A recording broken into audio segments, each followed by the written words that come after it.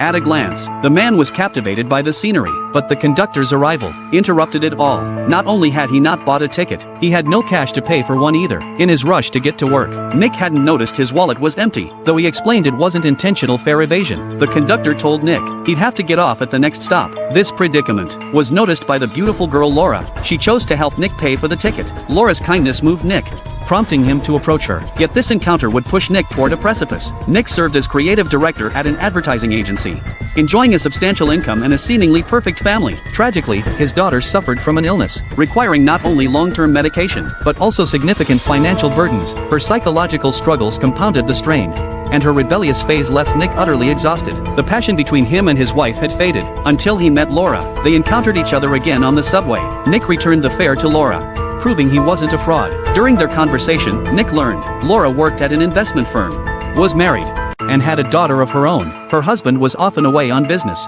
rarely home. Two souls trapped by their families found kindred spirits in each other. To repay Laura, Nick invited her to lunch. They poured out their hearts, sharing stories of their families, and their connection deepened. From then on, their meetings grew more frequent. That night at the bar, they surrendered to desire and headed to a hotel. Just as passion ignited, a man with a gun appeared. The door wasn't locked, and the robber forced his way in. Under the gun's threat, they had no choice but to hand over their money. Through a family photo in Nick's wallet, the robber discovered their illicit affair, which he sneered at in contempt. The robber eyed the beautiful Laura, intending to take advantage of her. Nick, seeing the danger, tried to intervene, but he was no match for the robber, which only enraged the criminal further. Nick was attacked by the robber. Lying on the floor, Nick was powerless to resist. Laura tried to escape, but the robber noticed her. Laura had no choice but to surrender. As Nick's consciousness faded, he heard Laura being violated. When Nick woke up, the robber had left. Laura was in agony. Nick wanted to call the police, but Laura stopped him, because if this got out, they'd have no way to explain it to their families. They had no choice but to pretend nothing happened